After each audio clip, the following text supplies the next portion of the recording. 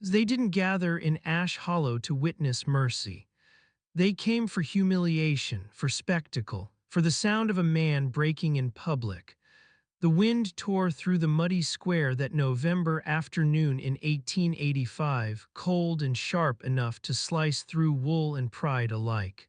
Rain fell in steady sheets, turning the auction platform into a slick stage of shame.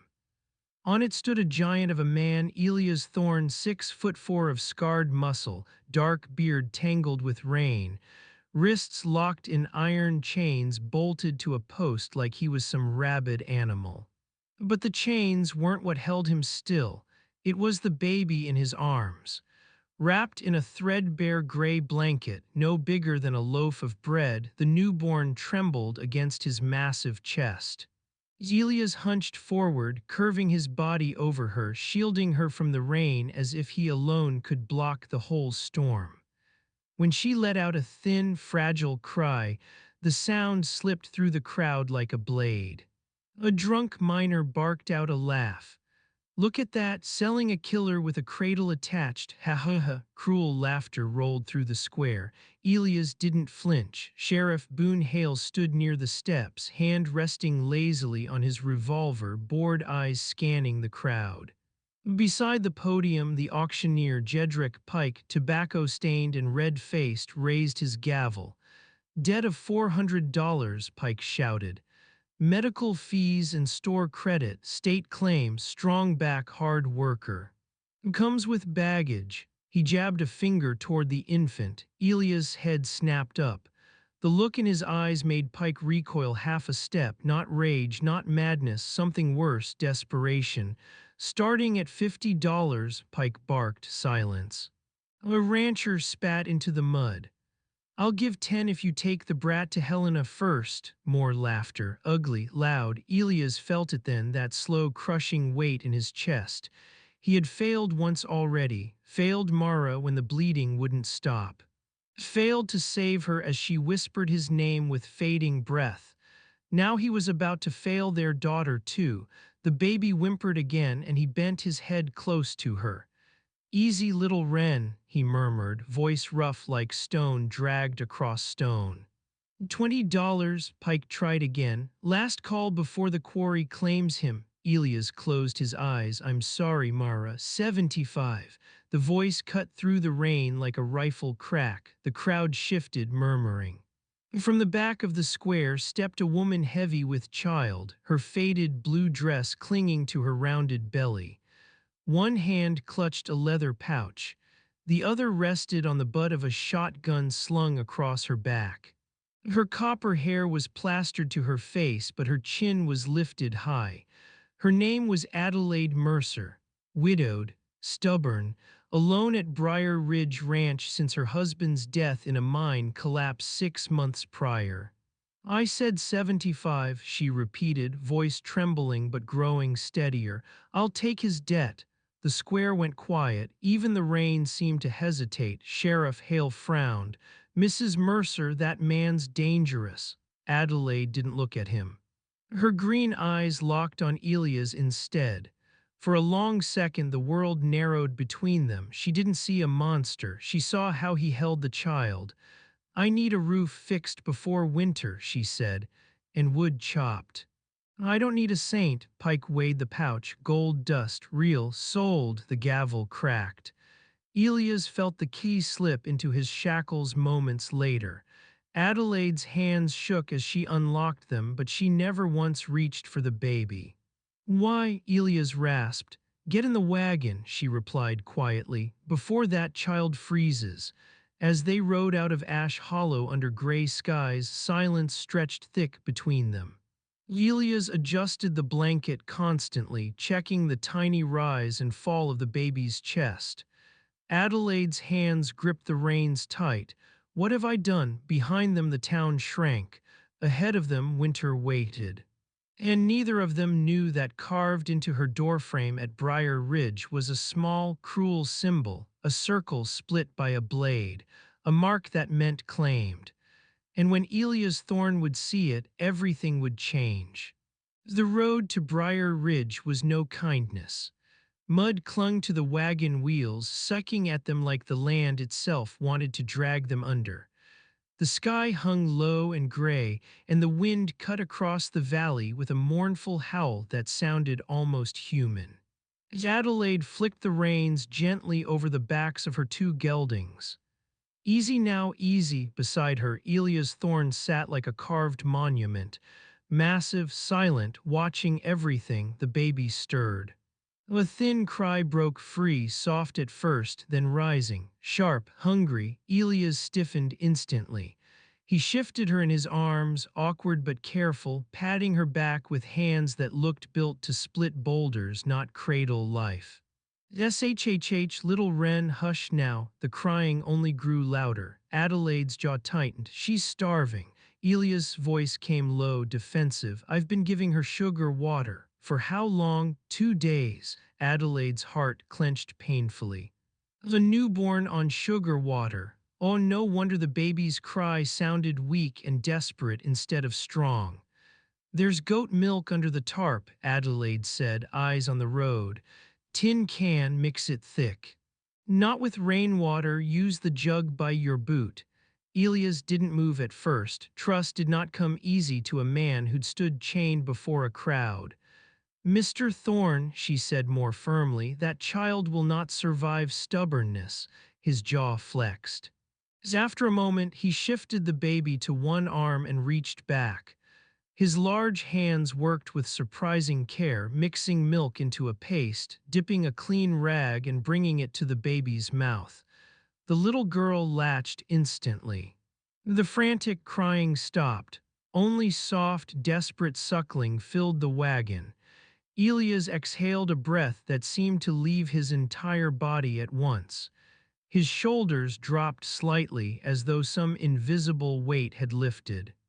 Adelaide stole a glance at him. There it was again, that softness in his eyes when he looked at the child. It made her chest ache in a way she couldn't explain. What's her name? She asked quietly. Layla. The name came out like a prayer. After her mother, a long pause. Yes. The rest of the ride passed mostly in silence, broken only by the creak of wood and the distant call of crows. As they climbed higher into the foothills, the world shifted from muddy chaos to cold wilderness. Tall pines loomed over them, snow clung stubbornly in shaded patches. Finally, Briar Ridge Ranch came into view. It looked tired, the main cabin lined slightly. One side of the barn roof had caved inward, fence posts sagged. Weeds choked what had once been a garden. It was a place fighting to survive. Elias studied it with a calculating eye. You live here alone, he asked. Yes, and you thought buying a man in chains was a good plan. I thought buying a father was. He looked at her sharply. Adelaide climbed down from the wagon, wincing as pain flared across her lower back. She grabbed the wheel for balance, breathing slowly through clenched teeth. Elias noticed. He climbed down too, carefully setting Layla inside a padded crate in the wagon bed before moving to unhitch the horses. I ain't a farmer, he muttered. I don't need one, Adelaide replied. I need wood, repairs, fences fixed, she hesitated. And I need someone watching the road at night. That caught his attention. He turned slowly. Why? Adelaide's gaze drifted toward the tree line. They've been circling Thaddeus Crowley's men. He wants this land. Elias' eyes darkened. He walked toward the cabin, boots thudding against the porch. That's when he saw it. Carved into the doorframe, small, sharp, fresh.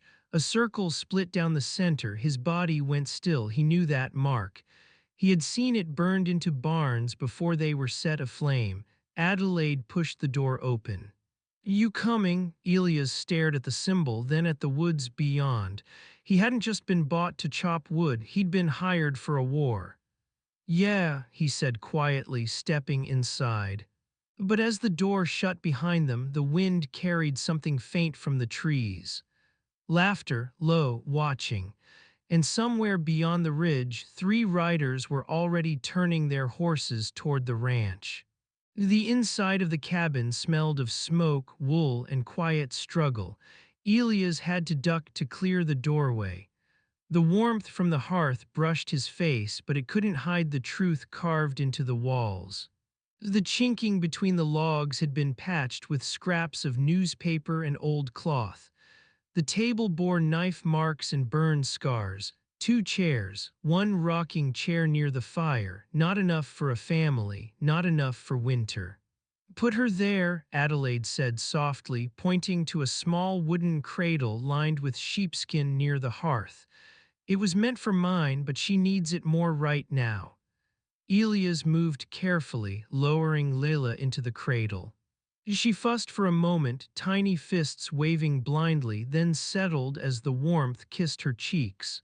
He lingered, hand hovering over her chest, counting each rise and fall.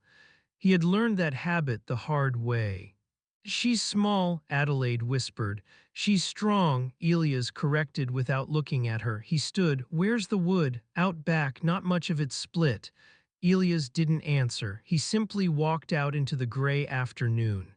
Adelaide watched through the window. The first swing of the axe split the silence. Crack, then again crack. The rhythm was steady, relentless, each blow precise, no wasted motion. The man worked like he had something to prove, not to her but to himself. Within minutes, a pile of clean-cut logs grew. She hadn't seen that much wood stacked in months. When he came back inside carrying an armful, snowflakes clung to his beard. He stacked the logs neatly by the hearth and rebuilt the fire with quiet skill until flames leapt high, pushing shadows into corners. I'll make stew, Adelaide said, forcing herself upright. Sit. It wasn't loud, it wasn't cruel, but it wasn't optional. I'm pregnant, not helpless, she snapped. Elias turned his head slowly, dark eyes steady. If you fall, I ain't got the hands to catch both you and the child inside you, she bristled, then slowly sat. He moved around the small kitchen with surprising familiarity, found potatoes, dried venison. Onions shriveled but usable. He peeled with a hunting knife sharp enough to shave bark. Soon the scent of broth filled the room. They sat across from one another at the table while wind rattled the shutters. He set a bowl in front of her filled nearly to the brim. His own bowl was half that. You need more, she said quietly. I ate yesterday. A lie, she could see it in his hollow cheeks. They ate in silence, only spoons scraping wood. Only fire popping softly. Leela stirred once and Elias froze mid-bite, eyes lifting immediately until her breathing evened again. Adelaide watched that. Why did you do it? He asked suddenly. She knew what he meant. Because Crowley already owns half this valley, she said. He's poisoning wells, breaking fences, waiting for winter to do the rest. If I leave, he wins. And you think I can stop him? I think you've already fought worse. He studied her carefully. You don't know what I've done. No, she admitted softly, but I know how you held her in that rain. Silence thickened between them. After a moment, Elias rose and walked to the door. He opened it just enough to examine the carving again, fresh, deliberate. He stepped back inside and shut the door firmly.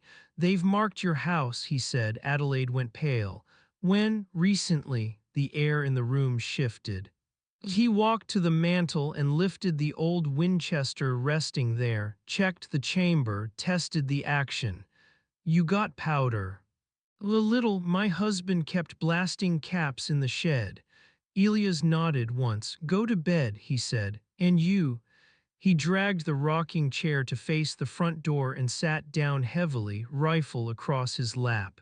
Not tonight. The firelight flickered across his scarred face as wind howled outside. Adelaide hesitated in the doorway to her room. You're not sleeping in the barn. Elias' gaze stayed fixed on the door.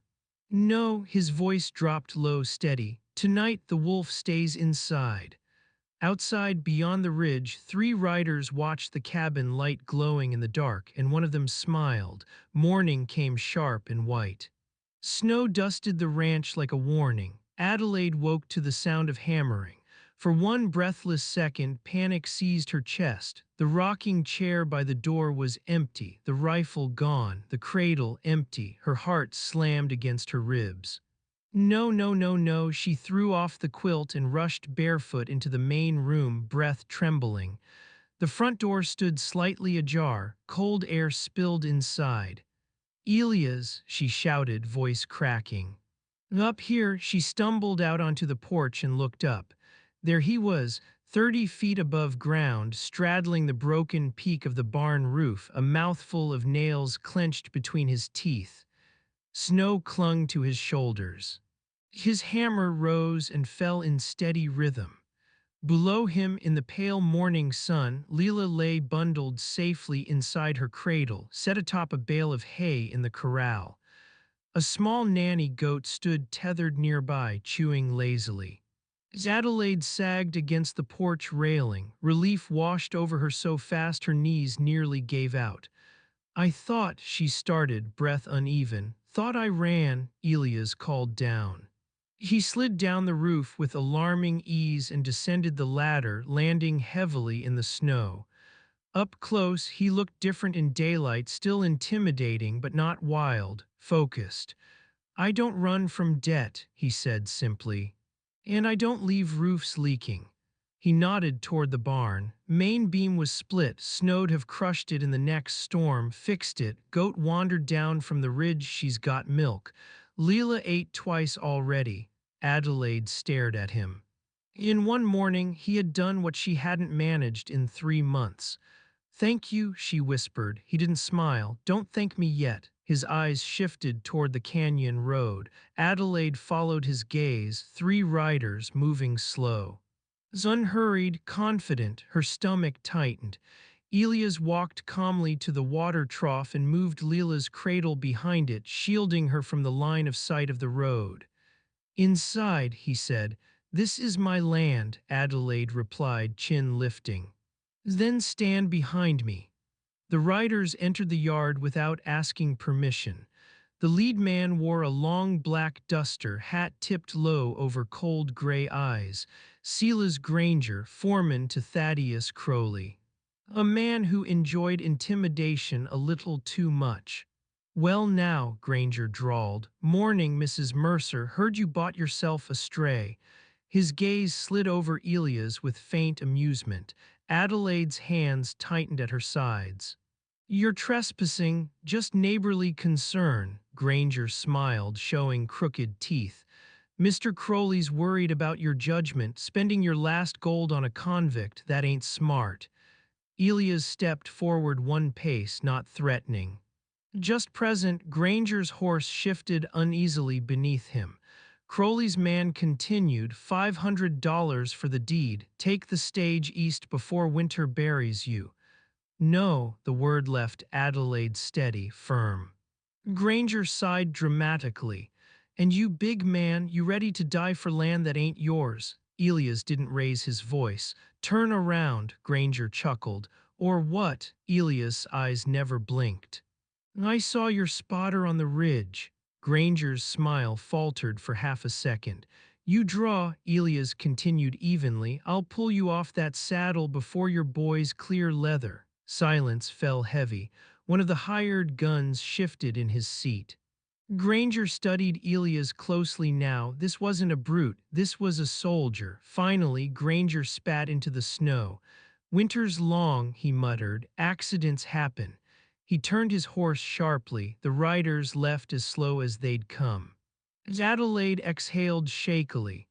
Was there really someone on the ridge? She asked. Elias watched the tree line. No, a pause, but there will be. He turned to her. They're testing the fence. Next time won't be talk. Snow began falling again, slow, silent flakes. Adelaide wrapped her arms around herself. I can't fight an army, she whispered. Elias looked toward the creek running behind the house, eyes calculating. We're not fighting an army, he said quietly. We're fighting men. He stepped toward the doorframe, pulled his knife, and with one brutal slice gouged the carved symbol clean out of the wood. Splinters scattered at his feet. His voice turned cold. And men bleed. Inside the cabin, the fire popped softly. Outside, the wind carried distant thunder that wasn't thunder at all. Somewhere beyond the ridge, more riders were gathering. The snow didn't fall like a storm. It fell like a warning, slow, quiet, relentless. By the third day, Briar Ridge was wrapped in white silence. The world beyond the ranch blurred into pale nothingness. But inside the cabin, silence had been replaced by preparation. The dining table no longer held bowls and bread. It held powder, lengths of fuse, rusted nails, tin cans, bits of wire stripped from old fencing. Adelaide sat in the rocking chair, one hand resting on her swollen belly, watching Elia's work under lantern light. His large hands moved with careful precision, pouring black powder into a cloth pouch, mixing it with iron fragments, tying it off with twine as steady as a surgeon's stitch. "You've done this before," she said softly, not a question. Elias didn't look up. "War," he replied. 62 to 65, I was a sapper." The word hung heavy. Adelaide swallowed. Bridges, supply lines, things men thought couldn't fall." He tied off another charge. "That was before Mara," he added quietly. He said her name without breaking. Adelaide leaned forward slightly. "Tell me about her." He paused. For a long moment, only the crackle of fire filled the room. "She found me half frozen in a drift," he said at last. "Didn't ask about the scars, didn't ask about the blood, just dragged me inside and said I looked hungry." A faint breath escaped him, almost a laugh. "We built a cabin up high, just trees and sky. She hated town, said it smelled like greed." His jaw tightened. "When she went into labor, I carried her down the mountain. Too late, bleeding wouldn't stop." His voice dropped lower. "Well, I watched it happen." Adelaide's eyes shimmered. "My husband didn't die quick either," she whispered. "Timber pinned him 2 days before they got him free. He was still singing when they found him." Her voice cracked. "He said this land tasted like hope." Elias looked at her then. Two broken people, same storm. "He won't take it," Elias said. Outside, wind howled against the cabin walls. Adelaide winced suddenly, doubling forward in the chair. Oh, a sharp cry escaped her lips. Elias was at her side in an instant. "Is it time?" She shook her head, breath coming in short bursts. "False labor been happening since yesterday. Stress. You need rest." "I can't," she whispered. "Every time I close my eyes, I see them coming." Elias stood slowly and walked to the window. Snow fell harder now. The canyon pass would close soon, trapped. "Once I set these charges," he said, "nothing gets within 50 yards without me knowing." He grabbed his coat and slung the sack over his shoulder. At the door he paused. "Adelaide," she looked up. "If I don't come back through this door," he said quietly, "you take Leela, you take the colt, ride the creek north, don't stop." Her jaw tightened. "You're coming back." He didn't answer. The night swallowed him whole. Hours passed. The wind grew violent, rattling shutters, moaning down the chimney like a grieving thing. Adelaide dozed in the rocking chair, rifle resting across her lap, waking at every sound. Then boom. The explosion shook the cabin walls. Adelaide jolted upright.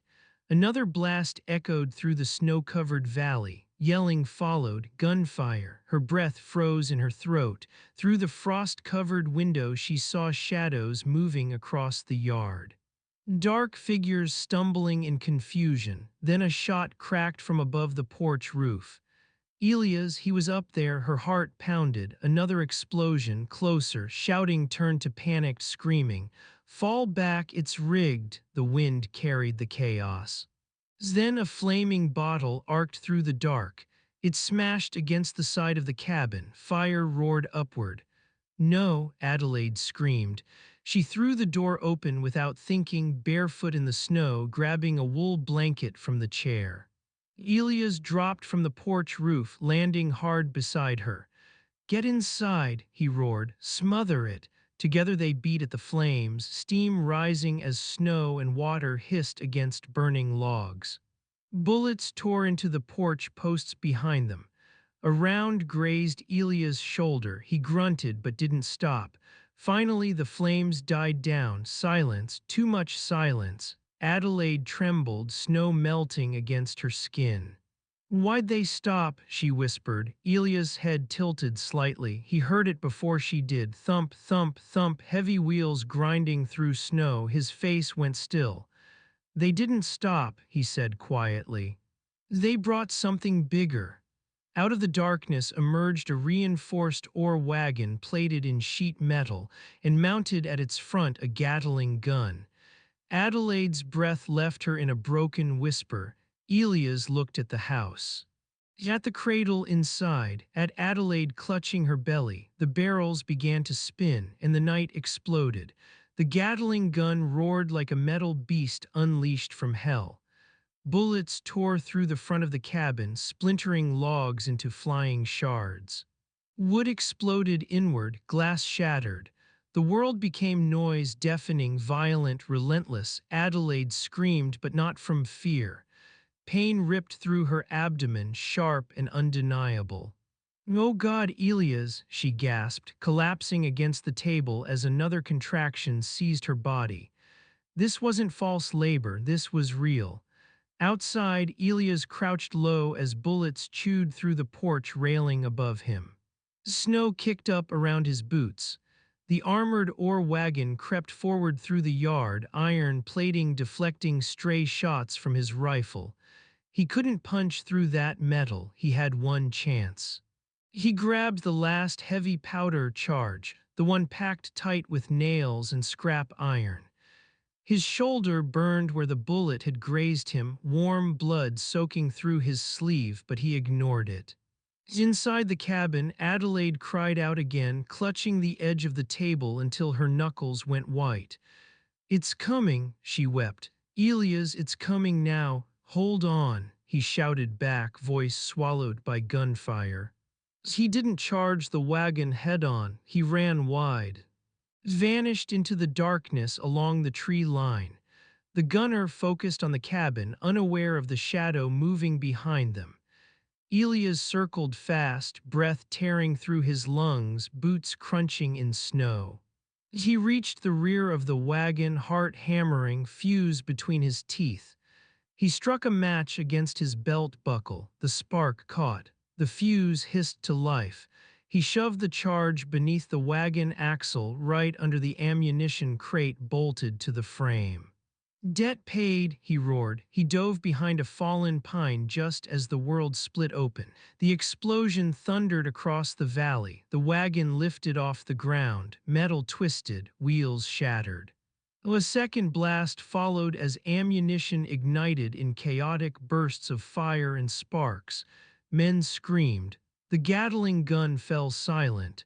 Snow and smoke rained down together. Elias staggered to his feet, ears ringing, vision blurred, and ran back toward the cabin. Inside, the room was wreckage. Smoke curled through broken beams. The front wall was riddled with holes.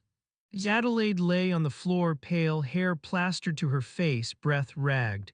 "Elias," she whispered, "it's stuck." He froze, memory slammed into him like another explosion. Mara's blood, her fading breath, his helpless hands. "I can't," he choked. "I can't lose another." Adelaide grabbed his shirt with shocking strength. "You're not that man anymore," she cried, tears streaming down her face. "Look at me. Stay with me." Outside, fleeing riders vanished into the snow. Inside, life hung by a thread. Elias forced himself to breathe. He washed his hands in a bucket of melted snow, shaking hard. Then he knelt between Adelaide's knees. "I need you to listen," he said, voice steadier than he felt. "When I say push, you push." She nodded, teeth clenched. Another contraction tore through her. "Now," she screamed, a raw, powerful sound that cut through the smoke and wind. Elias guided carefully, hands surprisingly gentle despite their size. "Again," she sobbed, pushing with everything she had left, and then a rush, a final cry, and a new sound rose into the broken cabin air, strong, loud, alive, a baby boy. Elias held him in his trembling hands, tears mixing with soot on his cheeks. Ha ha ha, he laughed softly, breath shaking, half sob, half disbelief. You stubborn little fighter. He wrapped the boy in his coat and placed him on Adelaide's chest. She wept openly, cradling her son. He's here, she whispered. He's here. Morning light crept through the shattered wall as the sun rose pink over the snow-covered ridge. The yard was cratered, the cabin half destroyed, but inside life had won. Elias sat back against the wall, exhausted beyond words. He looked at Adelaide, at the newborn boy, at Leela sleeping through the chaos near the hearth. For the first time in years, he didn't feel like a man in chains. As outside, the wind quieted, but far down in the valley, Thaddeus Crowley was already hearing news of the explosion, and he was not the kind of man who accepted defeat quietly. 6 months later, spring came softly to Briar Ridge. Snowmelt trickled down the creek in silver ribbons. The valley, once choked in white, now breathed green again. Wildflowers pushed through scorched earth near the yard where the explosion had torn a crater. Life insisted on returning. So did hope. Sheriff Boone Hale rode up the winding road one bright morning, his horse snorting lazily in the sun. He hadn't expected what he saw. The cabin stood whole, not perfect, but strong. New beams reinforced the front wall. The barn roof gleamed with fresh timber. Fences stood straight and stubborn against the wind. Smoke curled peacefully from the chimney. The place no longer looked like it was dying, it looked defended. So on the porch sat Elias Thorne. One large rocking chair had been replaced by a sturdier one. He leaned back in it, boot resting on the railing, rocking gently. In one arm, Leela babbled happily, chubby now, tiny fingers tangled in his beard. In the other arm rested a dark-haired baby boy with clear gray eyes. Adelaide's son. They had named him Rowan. Rowan let out a sudden squeal and Leela answered with a giggle. Elias blinked in surprise, then let out a low laugh.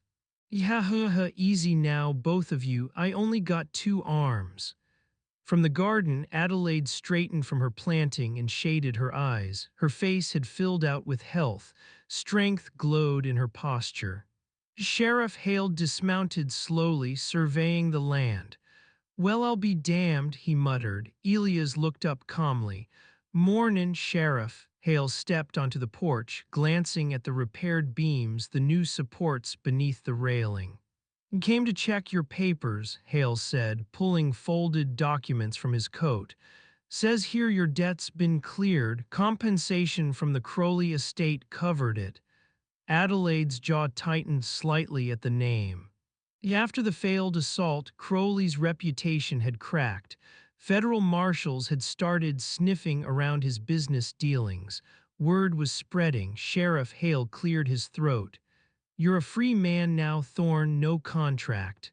"No chains." The words hung there, free. Elias looked at the mountains rising beyond the ridge, at the open sky, at the wild places he once belonged to. Then he looked down at Leela. She grabbed his nose and giggled again.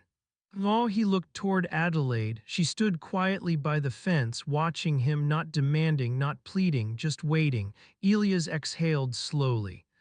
"Appreciate the notice, Sheriff," he said. Hale frowned slightly. "So you'll be heading back up to the timberline?" Elias shook his head. "No," Sheriff Hale raised a brow. "I reckon," Elias continued, rocking gently, "I've got too much invested here to leave." Rowan fussed, and Elias shifted him carefully, instinctive now. Adelaide's lips curved into a small, relieved smile. She tried to hide it, but she couldn't. Sheriff Hale studied the scene, the rebuilt ranch, the children, the man who had once stood silent and chained in a muddy square. "Well," Hale muttered. "Didn't expect that." "Neither did I," Elias admitted quietly. After the sheriff rode off, the ranch fell into peaceful silence again. Adelaide walked onto the porch. "You could still go," she said softly. "I could." He met her eyes. But I don't want to. The words were simple, but they carried weight. For a moment neither spoke. Wind rustled through new leaves. Leela squealed suddenly and tried to crawl from his lap. Elias caught her quickly. Oh no, you don't. Ha ha ha, you think you're ready to take on the world already? Adelaide stepped closer, brushing a stray curl from Rowan's forehead. You already did enough, she whispered. Elias looked at her steadily. No, he said gently. I just did what fathers do. Silence stretched warm and unthreatening between them, not the silence of strangers, the silence of something growing. Beyond the ridge, the valley still whispered with danger. Crowley might be weakened, but men like him rarely vanished quietly. Elias knew that. But this time he wasn't standing alone in a muddy square. This time he had something worth staying for. And if trouble came riding again, it would find Briar Ridge ready. Spring didn't erase the scars, it only softened their edges. The crater in the yard had been filled, but the earth there never grew grass quite the same. The front wall of the cabin held new beams, darker than the original logs, a reminder carved into the house itself. Elias liked that. Scars meant you survived. One late afternoon, as the sun bled gold across the valley, he stood near the creek with Rowan strapped against his chest in a sling Adelaide had sewn from old canvas. Leela toddled unsteadily near the water, chasing her own shadow and laughing at it. Ha ha ha, careful, Elias warned gently, scooping her up before she could stumble into the stream. She squealed in protest, tiny fists beating playfully against his chest. Behind him, Adelaide approached slowly, wiping her hands on her apron. You make it look easy, she said. It ain't, he replied honestly. Rowan began to fuss, wriggling impatiently. Elias adjusted the sling instinctively. You barely slept last night, Adelaide added quietly. Neither did you. They shared a brief look. Those first weeks after the attack had been a blur of repairs and feedings, and checking the tree line at every strange sound.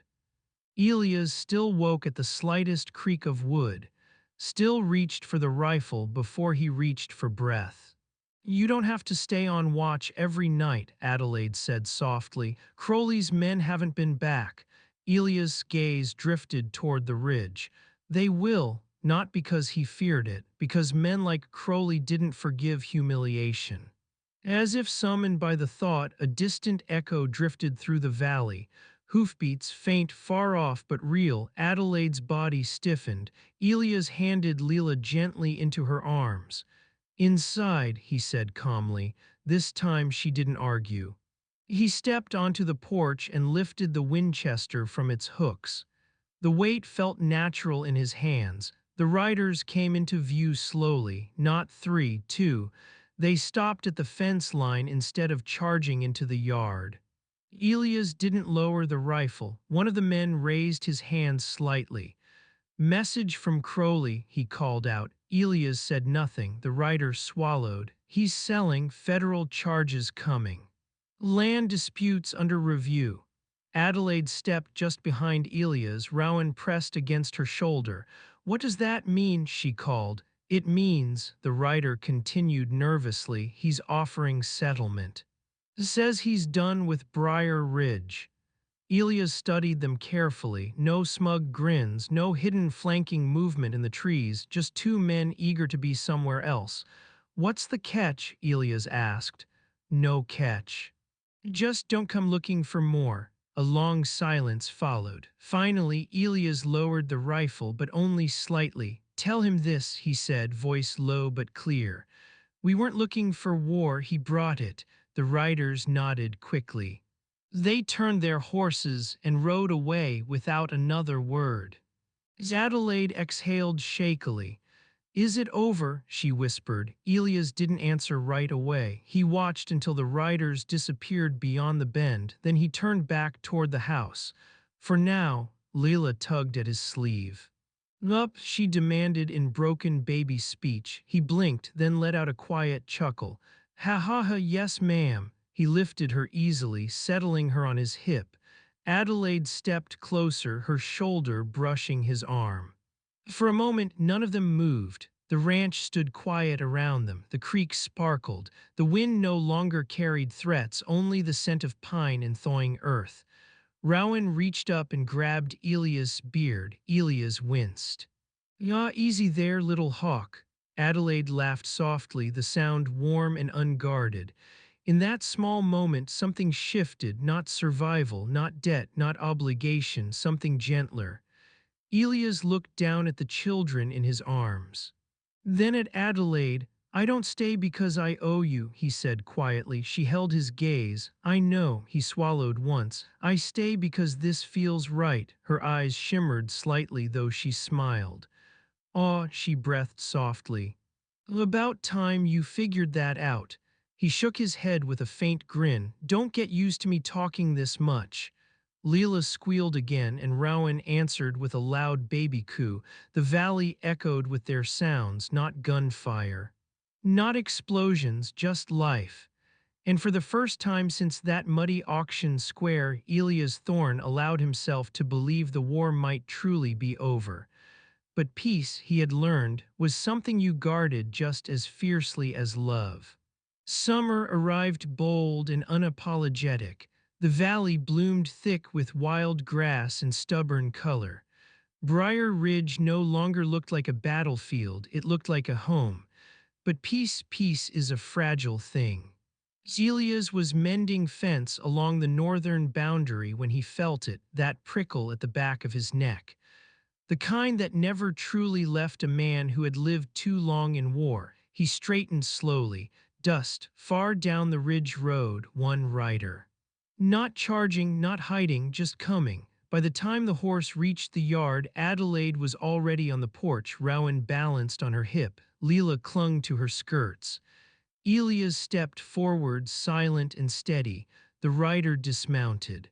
Older, weathered, not one of Crowley's usual men. "My name's Walter Briggs," the man said, removing his hat. "I worked for Crowley." Elias didn't respond. Briggs swallowed. "He's dead." The words landed heavy. Adelaide's breath caught. "How?" she asked. "Federal men came with warrants. He tried to run. Gunfight near the river crossing. Didn't end well." Silence. Wind rustled through the trees. Briggs continued, voice lower now. "Men like him don't go quiet." "You should know that." "I do," Elias said calmly. Briggs shifted uncomfortably. "There are others who'll want what he wanted, water rights. This creek feeds half the valley." Adelaide stiffened. "So this isn't over." "No," Briggs admitted. "But it's different now, laws watching." Elias stepped closer, not threatening, just present. "Why tell us?" Briggs looked at Leela, peeking from behind Adelaide's dress, at Rowan's curious stare. "Because I got daughters," he muttered. "And I seen what Crowley tried to do here." A long pause, then Briggs mounted his horse again. "Be ready," he said quietly before riding off. When the dust settled, Adelaide turned to Elias. "You don't look surprised." "I ain't." She searched his face. "Are you tired of fighting?" He looked out across the valley, the land he once saw only as wilderness, now carved into something meaningful. "Yes," he admitted. She stepped closer. But I ain't tired of protecting." The difference mattered. That evening, as the sun dipped low, Elias sat on the porch sharpening his knife. The rhythmic scrape against stone echoed softly. Leela climbed into his lap without asking. Rowan toddled unsteadily toward him on determined little legs. Elias set the knife aside instantly and scooped the boy up. "Ha ha ha, look at you walking like you own the place." Rowan beamed, drooling proudly. As Adelaide leaned against the porch post, watching them with quiet warmth. "You could leave," she said suddenly. Elias raised a brow. "Crowley's gone, debt's gone, you're free." He looked down at the children clinging to him, then at her. "You still don't understand," he said gently. She tilted her head. "I ain't here because I'm trapped." He stood, crossing the short distance between them. "I'm here because I choose to be." Her breath hitched slightly. For a moment neither spoke. The air felt charged, not with danger but something deeper. He reached out slowly, brushing a stray curl from her cheek. I was auctioned like broken stock, he murmured. You saw something else. Her eyes shimmered. I saw a man holding onto his world with both hands. He gave a faint, crooked smile. Guess we both did. Leela tugged at his shirt. Up, she demanded again. He laughed softly. Ha ha ha, yes ma'am. He lifted her easily. Rowan squealed in jealousy until Elias balanced both children against his broad chest. Adelaide stepped closer, her shoulder brushing his arm. The house behind them stood solid. The valley before them stretched wide and uncertain. But this time, uncertainty didn't feel like fear. It felt like future. And if trouble rode in again, it wouldn't find a broken man in chains. It would find a father standing on his own land. Ready, autumn crept in quietly. The leaves turned copper and gold, drifting across the yard like falling embers. Briar Ridge felt settled, now steady. The fences stood firm. The barn smelled of hay and warm animals. The creek ran clear and unclaimed. But Elias never mistook calm for safety. One evening, as he stacked firewood near the porch, Lila chased Rowan in wide, wobbly circles, both of them shrieking with laughter. Ha ha ha, she squealed, arms flailing as Rowan stumbled after her with fierce determination. Adelaide watched from the doorway, arms folded loosely, her smile easy. You built all this, she said softly. Elias shook his head. We did. Before she could answer, hoofbeats thundered up the road, fast, too fast. Elias' posture changed instantly. The warmth in his face vanished, replaced by something sharp and alert. He moved without panic, just purpose, hand reaching for the Winchester mounted by the door. Three riders burst into the yard, not Crowley's men, younger, rougher, reckless. Water rights transfer, one of them shouted. Crowley owed money. Land claims passed on, Adelaide's face paled. To who? The lead rider smirked. To men who don't scare easy. Elias stepped forward slowly, rifle lowered but ready. You got papers? He asked calmly. The rider hesitated. That hesitation was enough. You don't, Elias said. The second man spat. Don't matter. Creek runs through this land. We'll take it piece by piece. Leela's laughter had stopped. Rowan clung to Adelaide's skirt. Elias felt something shift inside him, not rage, not fear, resolve. You see those trees, he said evenly, gesturing toward the ridge.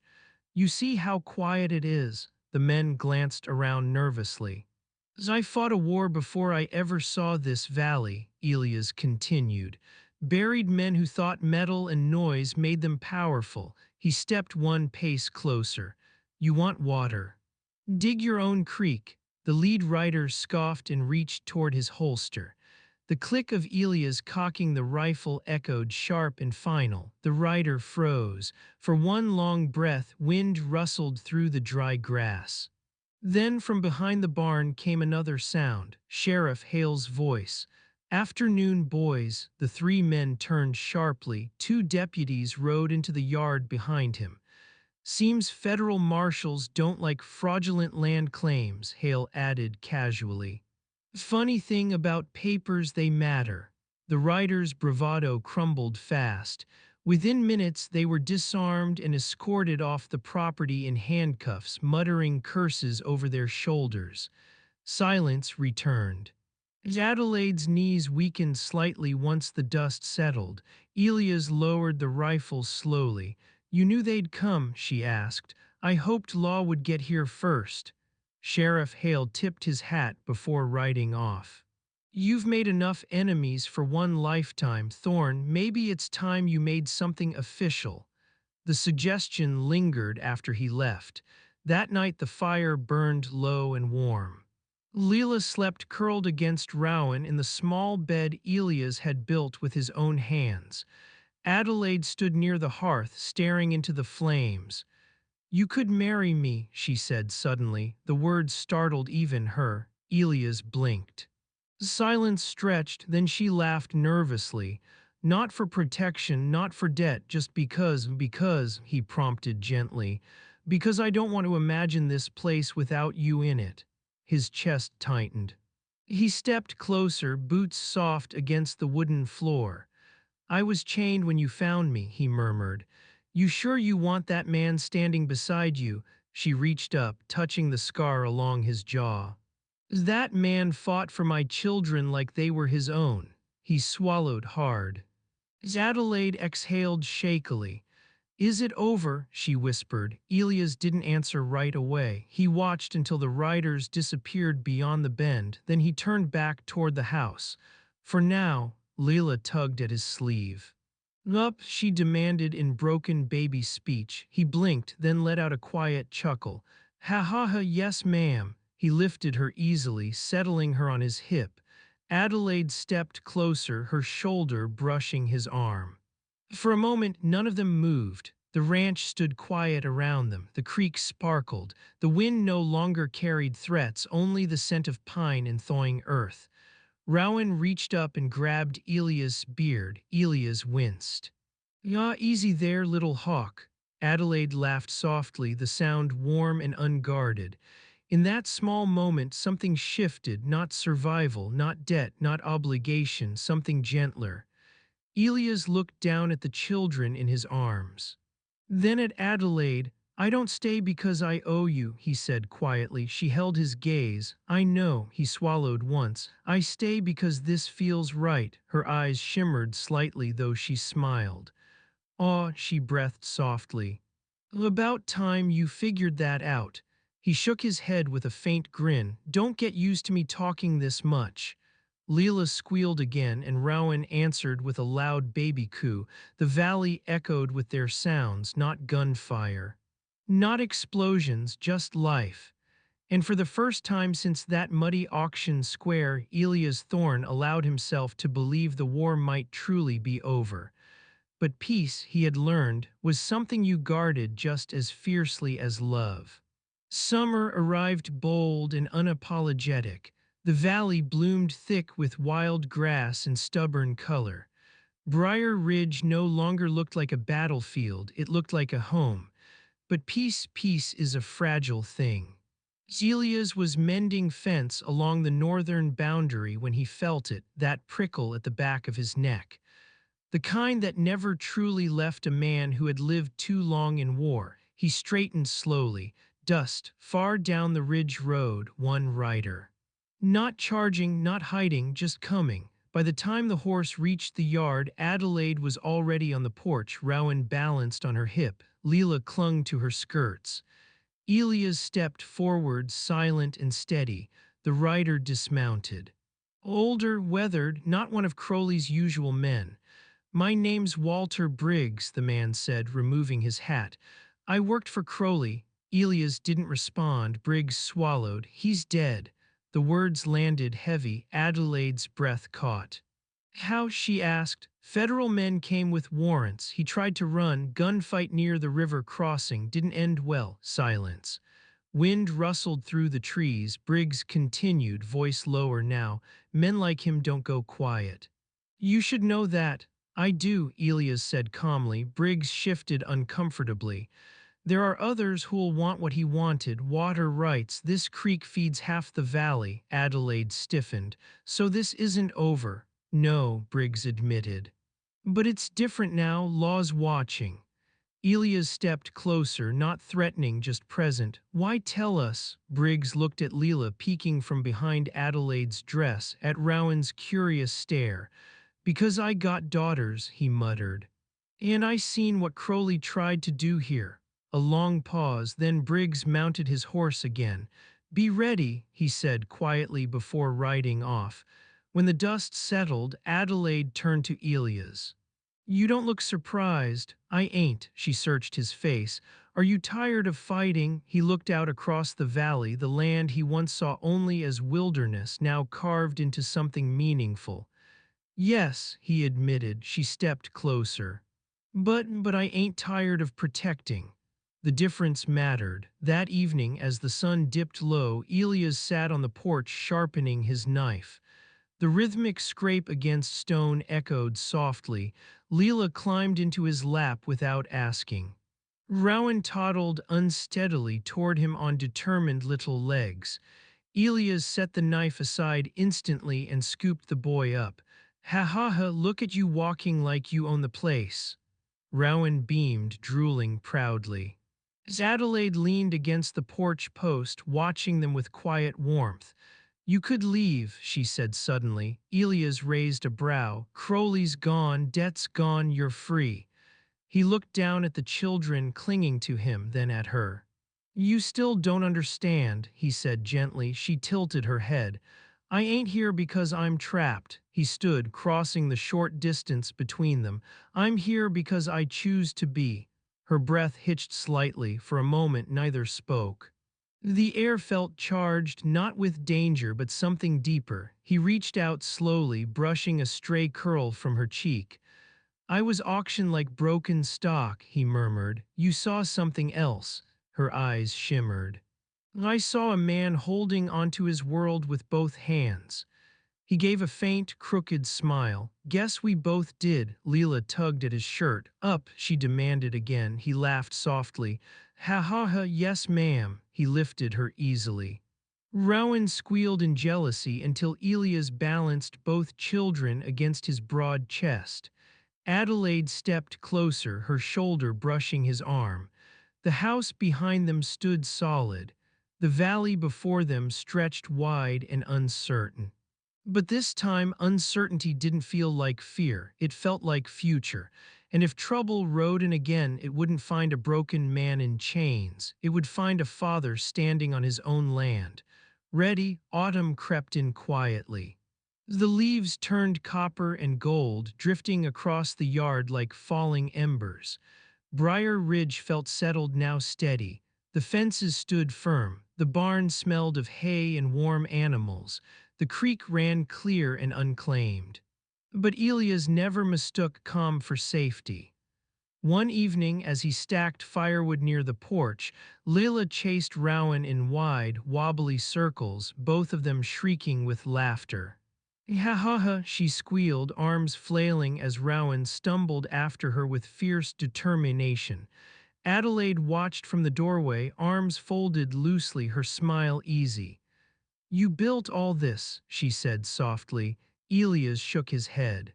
We did. Before she could answer, hoofbeats thundered up the road, fast, too fast. Elias' posture changed instantly.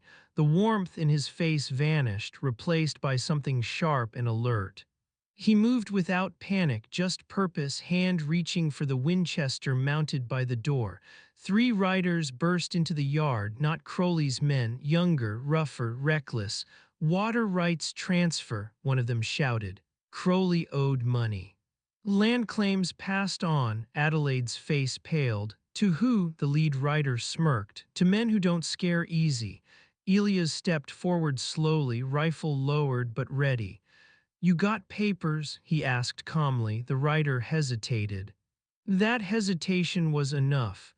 You don't, Elias said. The second man spat. Don't matter. Creek runs through this land. We'll take it piece by piece. Leela's laughter had stopped. Rowan clung to Adelaide's skirt.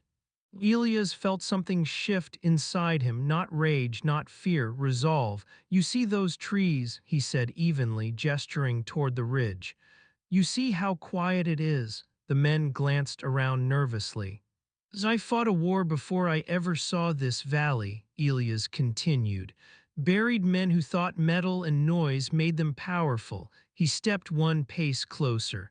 You want water? Dig your own creek. The lead rider scoffed and reached toward his holster. The click of Elias cocking the rifle echoed sharp and final. The rider froze. For one long breath, wind rustled through the dry grass.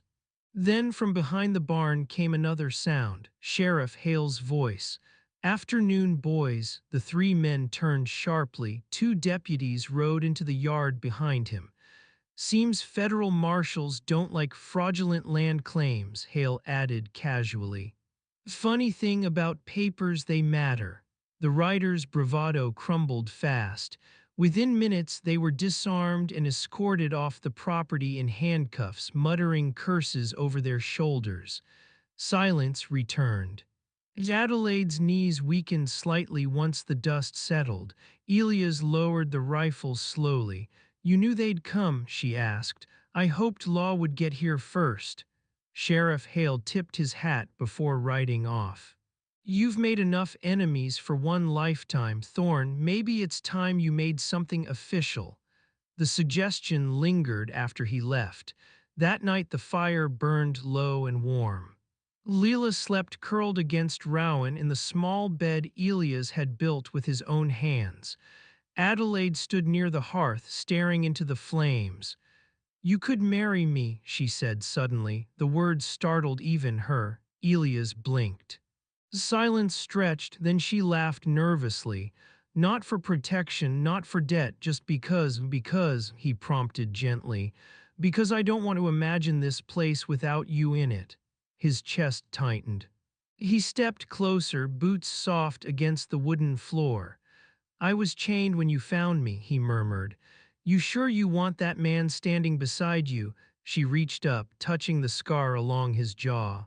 "That man fought for my children like they were his own." He swallowed hard. For a moment, emotion stole his voice. Then, yes, just that, no grand speech, no drama, just certainty. Adelaide let out a shaky breath that turned into a soft, overwhelmed laugh. "Ha ha ha, you're not very romantic." "I built you a barn," he muttered. She smiled through shining eyes. "That counts." Outside, wind rustled gently through fallen leaves. Inside, something stronger than fear settled into place, not survival. Not war, home. And as Elias Thorne pulled Adelaide into a quiet embrace by the fire, he realized something that would have seemed impossible in that muddy square months ago. He was no longer a man defined by chains. He was a man chosen, and this time he was staying. The wedding was small, no grand church, no silk dress, no orchestra, just the valley, the sky, and the people who had seen them survive. Sheriff Hale stood awkwardly between them near the creek, hat tucked beneath his arm, clearing his throat more than necessary. Two deputies lingered nearby as witnesses. Old Walter Briggs had come too, standing respectfully at the edge of the gathering with his weathered hands folded in front of him. Adelaide wore a simple cream dress she had mended twice over. Elias had shaved, though the scar along his jaw still cut a hard line across his face. Leela clung to his leg, refusing to let go, and Rowan sat in Adelaide's arms, blinking at the sunlight like it was his personal audience. "You sure about this?" Hale muttered quietly to Elias before beginning. Elias glanced at Adelaide. Her eyes were steady. He nodded once. "Reckon I am." The vows were plain, honest, no poetry, just promises. To protect, to stand beside, to choose each other. When Elias said, "I do," his voice was rough but unwavering. Adelaide's voice trembled slightly when she answered, "I do," and she let out a soft breath afterward like she'd been holding it for months. Leela clapped her hands suddenly and shouted, "Ha ha ha," for no reason at all. The small crowd laughed. Even Elias did. Oh, he hadn't expected joy to feel this simple. Afterward, they gathered at the cabin for stew and bread. Nothing fancy, but the air felt lighter than it had in years. Later that night, after the last guest had ridden away and the children slept in their shared room, Adelaide stepped out onto the porch. Elias was already there, leaning against the railing, staring at the stars. "You look like you're waiting for trouble," she teased softly. "Habit." She stepped beside him. "You can stop fighting ghosts now." He didn't answer immediately.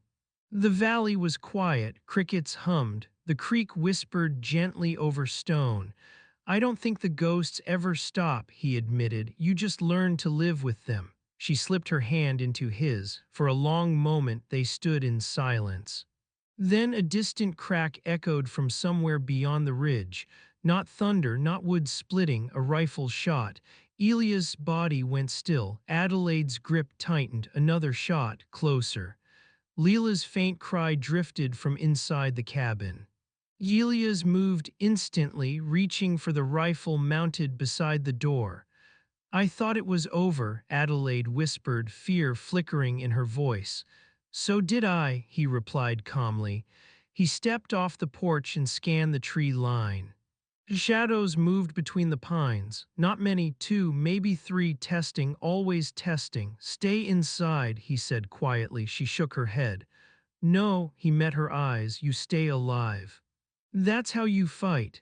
The next shot struck the fence post near the barn. Elias exhaled slowly.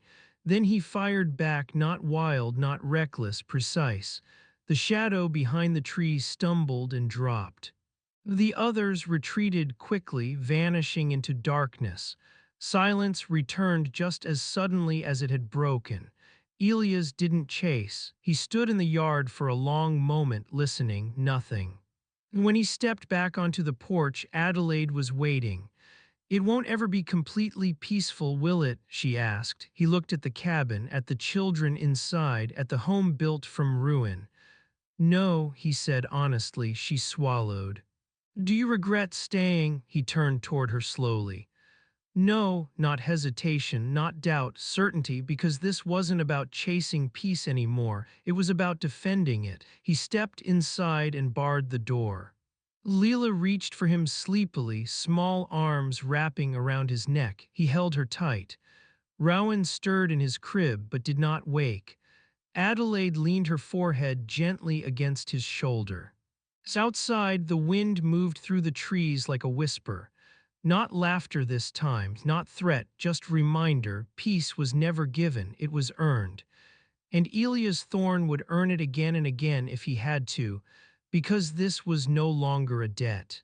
This was love, and love, he had learned, was worth any fight.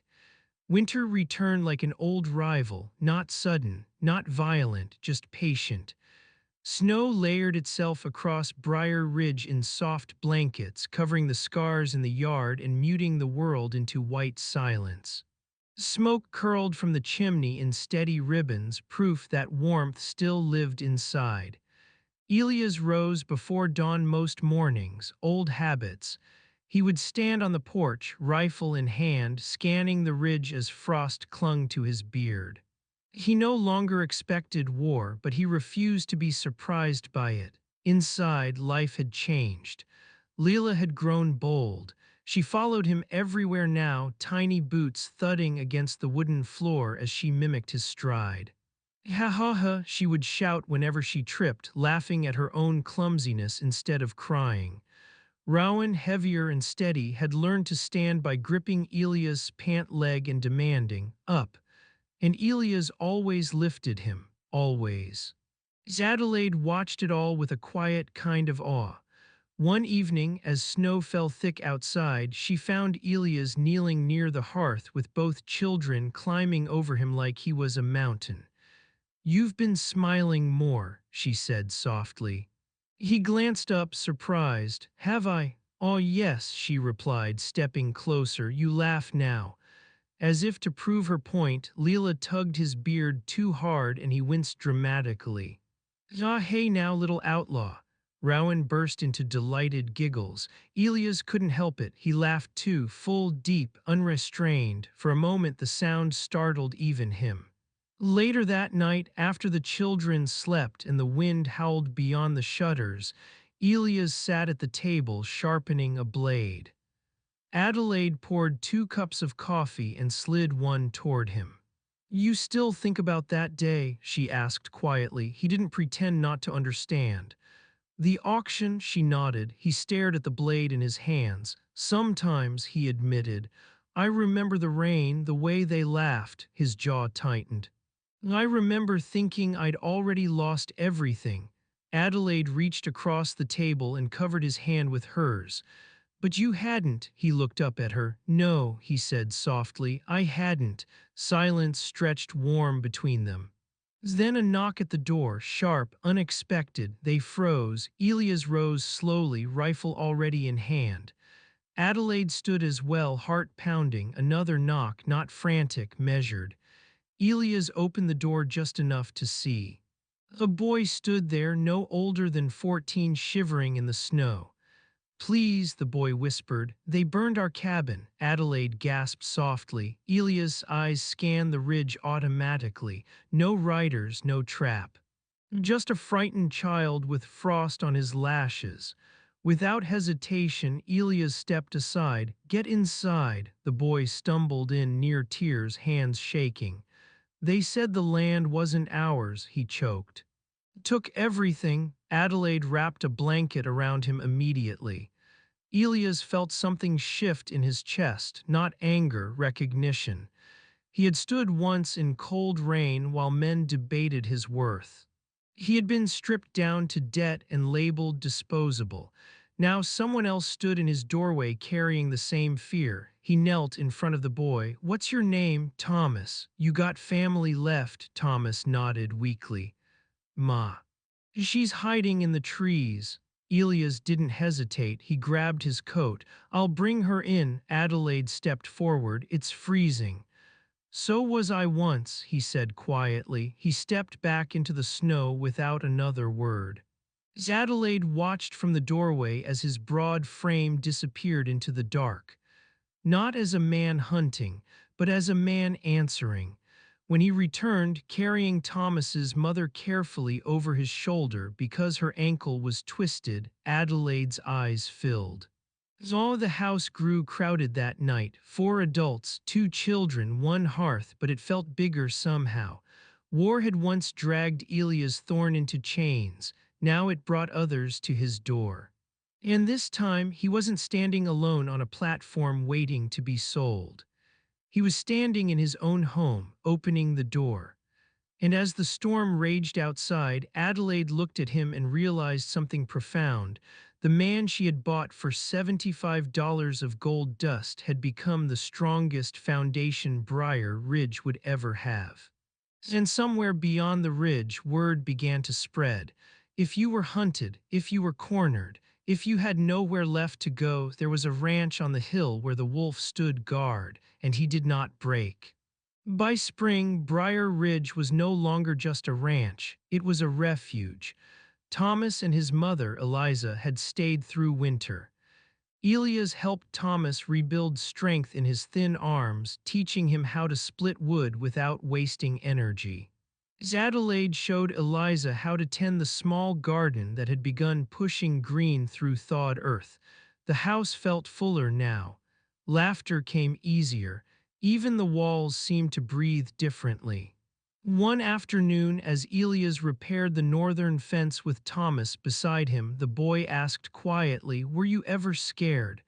Elias didn't answer at first. He tightened the wire carefully before speaking. "Every day," Thomas looked startled. "But you don't look scared." Elias gave a faint, almost amused grunt. "That's because fear ain't the same as weakness." He leaned back against the post. "I was scared the day they chained me up, scared I'd lose my girl.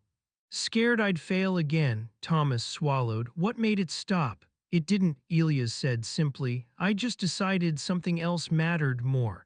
Thomas nodded slowly, as if tucking the lesson away for later. Across the yard, Adelaide stood with Layla and Rowan near the creek. She watched Elias from a distance, something soft and proud in her gaze. She hadn't just bought a man that day. She had changed the course of more lives than she realized. That evening, as the sun dipped low, a rider appeared on the ridge again. This time no dust cloud, no aggressive charge, just one man on a tired horse. Elias felt it instantly. He stepped onto the porch before the rider even reached the yard. The man dismounted carefully. "Name's Reverend Calloway," he said, tipping his hat. "Heard about this place." Elias remained quiet. "Heard you took in a widow and her boy," the Reverend continued. "Heard you stood up to Crowley. Folks downriver are losing land again. Different men, same hunger." Adelaide stepped out beside Elias. "What are you asking?" she said gently. The Reverend hesitated. There's talk, he admitted, about forming something united, ranchers protecting one another, lawful, visible, strong.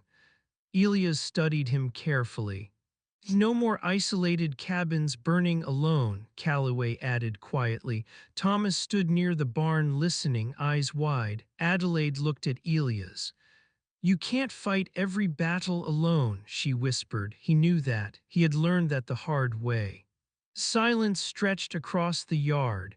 Wind brushed through new grass. Finally, Elias spoke. I won't lead a mob. The Reverend nodded quickly. No mob, just neighbors standing together. Elias looked at the creek, at the land. At the children playing without fear in the yard. He had once believed strength meant solitude. He had been wrong. If we do this, he said slowly, we do it clean, no ambushes, no revenge fires, just protection. Calloway smiled faintly. That's all we're asking. After the Reverend rode away, Adelaide remained beside him. You're thinking about it, she observed. I am, she stepped closer. You don't have to carry the whole valley on your shoulders. He glanced down at her. Maybe not. That night Elias couldn't sleep. He stepped outside under a sky bursting with stars. The valley was quiet, peaceful, but fragile. He remembered the auction platform, the laughter, the chains biting into his wrists. He remembered thinking his life was over. Now he stood on land that bore his boot prints, a house behind him filled with warmth and breath and love. And beyond the ridge, families still faced what he once had. He exhaled slowly. I won't let them stand alone, he murmured to the dark. Behind him, the door creaked open softly. Adelaide stepped out, wrapping a shawl around her shoulders. You always talk to the night, she teased gently. Sometimes it answers. She slipped her hand into his. You're not the man they tried to sell, she said. No, he agreed quietly. He looked across Briar Ridge. I'm the man who stayed. Inside, Leela laughed in her sleep. Rowan muttered softly. Thomas snored from his small cot near the hearth. Elias smiled faintly. War had shaped him. Loss had scarred him, but love had rebuilt him. And if the valley needed a wolf to stand watch a little longer, he would. Because this time he wasn't fighting to survive. He was fighting to protect something worth living for. The meeting was held in a half-repaired barn downriver, not grand, not official, just men and women who were tired of burying what they built. Elias stood near the back, arms folded across his broad chest, listening more than speaking. Adelaide stood beside him, Rowan balanced on her hip, Leela clutching her skirt. Farmers, ranchers, a blacksmith, even old Walter Briggs. All telling the same story, fences cut in the night, wells poisoned, barns burned after refusal to sell. Different names now, different banners, same greed. When Reverend Calloway finished speaking, the crowd shifted uneasily. We need someone steady, he said, not hot-headed, not vengeful. Silence, eyes turned slowly toward Elias. He felt it like weight. He shook his head immediately. I ain't a leader. You are, Thomas's small voice piped from near the hay bales. The room softened at that. Elias exhaled sharply through his nose. I know war, he said finally. And I know what it costs. He looked around at the faces, worried, determined, worn thin. If we stand together, we stand lawful, no burning back, no ambushing families. We protect roads, we patrol lines. We answer calls, murmurs of agreement. And if someone draws first, a rancher asked. Elias' voice dropped lower. Then we finish it, not bravado, fact. The alliance was formed that night. They called it the Ridge Pact, no grand oath. Just signatures scratched onto parchment and a shared understanding. No one burns alone again. Weeks passed. Patrols were organized, signals arranged. Lantern codes agreed upon across hills. Briar Ridge became central, not because Elias demanded it, but because people trusted it. One late evening, as Elias returned from a patrol near the southern ridge, he found Adelaide sitting alone on the porch. You look tired, she said gently. Good tired. She studied him. You carry them all now. I don't carry, he corrected softly. We share, she smiled faintly. That's new. He sat beside her, stretching his aching shoulders. I used to think strength meant not needing anyone, he admitted. And now I know that's just fear dressed up like pride. She reached over, resting her head lightly against his arm. The sky burned orange behind the mountains.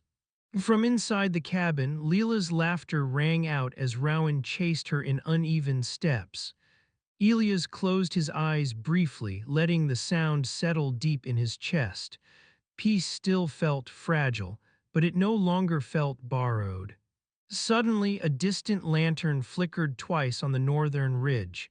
Signal, Elia's eyes opened instantly. Adelaide saw it too. Trouble, she whispered. He stood slowly. Maybe, another flicker, 3 this time, urgent. He grabbed his rifle without panic. Adelaide stepped closer. Come back, she said softly. He cupped her cheek briefly. I always do. He mounted his horse and rode toward the ridge, snow dust rising behind him. By the time he reached the signal point, he found 2 ranchers waiting. They tried to torch Miller's barn, one said breathlessly. We ran them off. Anyone hurt? Not this time. Elias scanned the dark horizon. He knew this pattern. Desperation, men realizing they couldn't isolate families anymore. They're testing resolve, he said quietly. What do we do? Elias looked back toward Briar Ridge, toward the house with light glowing in its windows. We stay visible, he answered. We don't let them think we'll blink. Back home, Adelaide paced the porch until hoofbeats finally returned. When Elias dismounted, she searched his face first. No blood, she whispered in relief. Not tonight. They stood together in the cold air for a moment. Will it ever stop? She asked softly. He thought carefully before answering. Maybe not fully, she swallowed. But it won't break us, she believed him.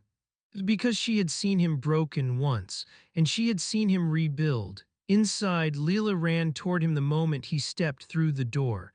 Ha ha ha, Papa. The word hit him harder than any rifle shot ever had. Papa. He lifted her high, heart swelling painfully. Rowan tugged at his leg, demanding his share. Adelaide watched with tears shining quietly. The Ridge Pact would face more nights like this, more signals in the dark. But no one stood alone anymore. And the man once sold in chains for $75 now stood at the center of something stronger than fear, a valley that refused to bow. Summer storms rolled over the valley without warning. The kind that split the sky open and left the earth trembling. Elias had just returned from reinforcing fence lines near Miller's property when the first thunder cracked overhead. He dismounted quickly, ushering the horse into the barn as rain began to fall in thick sheets. Inside the cabin, Adelaide gathered Leela and Rowan close while Thomas barred the shutters. The storm wasn't natural. Elias felt it in his bones. Between thunderclaps, another sound slipped through, gunfire, faint, distant, but deliberate. Adelaide's eyes met his instantly. They chose the storm, she whispered, smart. Rain masked movement, thunder swallowed shots. Elias moved without hesitation. Lantern code, he told Thomas. 2 long, 1 short. Thomas nodded and rushed to the loft window. Outside, through the rain, shadows moved along the southern tree line. More than 2, more than 3. A coordinated push. The Ridge Pact had expected retaliation, but not this soon. Elias stepped onto the porch, rain soaking him in seconds. Stay inside, he ordered firmly. Lightning split the sky, illuminating riders attempting to circle the barn. He fired once, precise. A horse reared, throwing its rider into mud. The others scattered momentarily, then regrouped.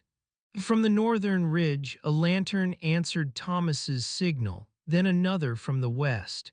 The pact was awake. Gunfire erupted from three directions as neighboring ranchers rode in through the storm, cutting off escape routes. The attackers hadn't expected unity, they had expected isolation. Within minutes, chaos turned against them. Two men fled toward the creek, met by Miller and Briggs on horseback. One tried to fire toward the cabin. Thomas shot the rifle from his hands with surprising steadiness. Thunder roared again, but this time it wasn't the loudest sound in the valley. Men shouting in retreat filled the air. The attackers broke, scattered. Gone, rain slowed gradually, leaving only dripping silence behind. Elias stood in the yard, chest rising heavily, rifle still warm in his grip. Adelaide stepped onto the porch, ignoring the mud. "You're hit?" she asked urgently. He shook his head. "No." She rushed to him anyway, hands scanning his shoulders as if not trusting his word. He caught her wrists gently. "I'm here." Behind them, riders gathered in the yard, Miller, Briggs, others from the pact. No one cheering, no boasting, just nods, understanding. Miller dismounted slowly. "They won't try that again soon." "No," Elias replied quietly, "they won't." Because this time they hadn't found scattered cabins, they had found a wall. Later that night, the storm cleared completely. The valley smelled of wet earth and pine. Inside, Leela crawled into Elias' lap as if the battle outside had been nothing more than distant thunder. "Papa stay?" she asked sleepily. He swallowed hard. "I stay." Rowan pressed against his side, already drifting into dreams. Adelaide sat beside him, exhaustion softening her face.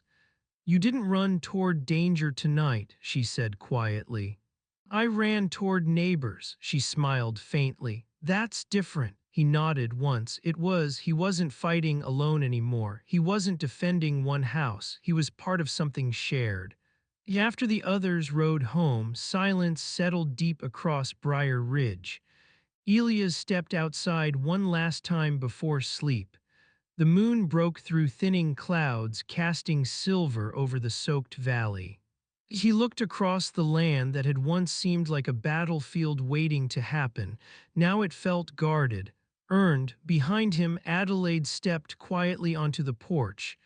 "You did good," she said softly. He glanced back at her.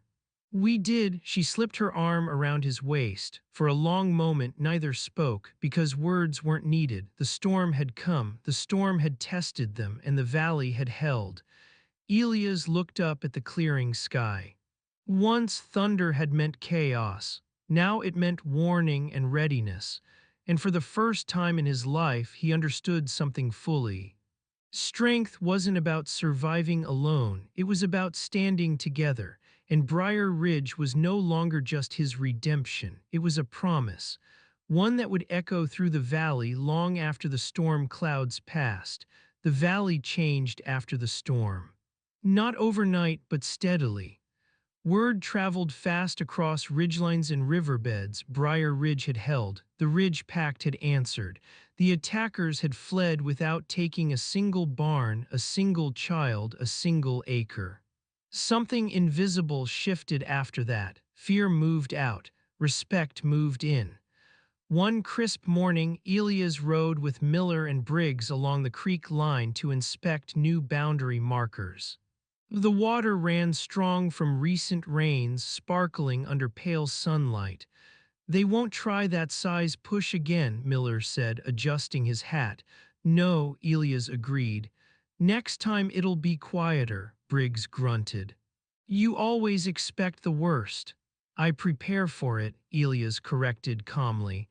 As they rode back toward Briar Ridge, Elias noticed something new. Smoke rising from three distant homesteads that had once sat abandoned. Families were returning, building again. That evening, a wagon rolled into the yard carrying a young couple and two small boys. They looked nervous, hopeful, but wary. "We heard," the woman began, wringing her hands. "We heard this valley stands together." Elias studied them carefully. "It does," the man swallowed. "We don't want charity, just a chance." Adelaide stepped forward gently. Then you're in the right place. They helped the newcomers unload that evening. Thomas showed the boys where to fetch water. Leela proudly announced herself as Papa's helper, which made Rowan attempt the same title with fierce determination. Elias watched it all from the porch. Once he had believed solitude was safety, now he saw something else. Community was armor. Later, as dusk settled, Adelaide joined him. "You're quieter than usual," she observed. Thinking danger, he shook his head. Future, she smiled faintly. That's a better thing to worry about. He looked toward the distant hills. When I stood on that platform, he said slowly, I thought my story ended. She reached for his hand. But it didn't. No, he exhaled softly. It started. She rested her head briefly against his shoulder. From inside, Leela's laughter erupted again, followed by Rowan's determined little shout. Elias felt something warm settle deep in his chest. Not adrenaline, not vigilance, contentment. Suddenly, hoofbeats approached, but not in panic. A lone rider, Reverend Calloway, he dismounted with a broad smile. You should see the lower valley, he said breathlessly. 3 new families moving in. They say if Briar Ridge can stand, so can they. Elias didn't respond right away. He looked out across the land. The same valley that once felt hunted now felt alive. They're calling it Thorn's Stand, Calloway added with a grin. Elias blinked. I didn't ask for that. You didn't have to. After the Reverend left, Adelaide studied her husband carefully. You don't like the attention, I don't need it. But it's not about you, she said gently. It's about what you showed them. He fell silent because she was right. That night, as stars filled the sky again, Elias walked the fence line alone. Not because he feared attack, because it was habit. Halfway down the ridge, he stopped. The wind brushed through tall grass. No riders, no shadows, just the steady sound of life returning. He closed his eyes briefly. I was worth $75, he murmured to the dark. The wind didn't laugh this time. It carried the faint echo of children's voices from the house, and that was answer enough. When he returned to the porch, Adelaide waited with 2 cups of coffee. You look peaceful, she said. I am, she raised an eyebrow playfully. That's new, he smiled faintly. Don't get used to it, she laughed softly. Yeah, I plan to.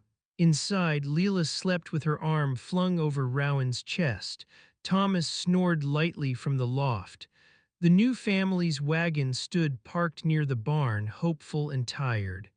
Elias sat down in the rocking chair once more, the same place he had guarded on his first night in the cabin. But this time the rifle rested untouched beside him. He didn't need to grip it, he simply watched. Because Briar Ridge no longer felt like a battleground waiting to ignite, it felt like a beginning. And for the first time since chains bit into his wrists under cold rain, Elias Thorne wasn't surviving, he was living. Years passed the way rivers pass, steady, carving quiet strength into stone. Briar Ridge no longer looked like a place that had once braced for war, it looked like a settlement. Smoke rose from more chimneys now, fences stretched farther. Children's voices carried across fields at dusk like birdsong. They still called it Thorn's Stand. Elias never asked them to, he never corrected them either. One late afternoon, he stood near the old auction gavel he'd mounted above the barn door, a silent reminder of where everything began. The wood was cracked now, weathered by sun and snow. He kept it not out of bitterness but memory. Thomas, no longer a boy but nearly a man, walked up beside him. You ever think about going back to Ash Hollow? Thomas asked. Elias let out a slow breath. Not to stay, Thomas nodded. They say the platform's gone. Good. Silence settled comfortably between them. Across the yard, Leela, taller now, fierce-eyed like her mother, was teaching Rowan how to rope a post. He missed 3 times and threw his hat down in frustration. Ha ha ha, Leela laughed, shoving him lightly. You rope like a sleepy mule. Rowan growled in protest and tried again. As Adelaide watched from the porch, pride softening her features, Elias followed her gaze. They don't remember the fear, she said quietly when he joined her. They don't need to, she slipped her hand into his. You gave them that, he shook his head slightly. We did. A rider approached at an easy pace, no urgency, no threat. It was Sheriff Hale, older now, beard more gray than brown. Thought you'd want to see this, Hale said, handing Elias a folded paper. Elias scanned it briefly. Official county record, water rights confirmed, land ownership protected, permanent. Hale chuckled softly. No more disputes. Federal stamps heavy. Adelaide let out a breath she hadn't realized she'd been holding. It's finally ours, she whispered. Elias folded the paper carefully. It always was. That evening, the valley gathered at Briar Ridge for a harvest supper. Lanterns hung from fence posts. Long tables stretched across the yard. Food passed hand to hand. Laughter rolled through the warm air.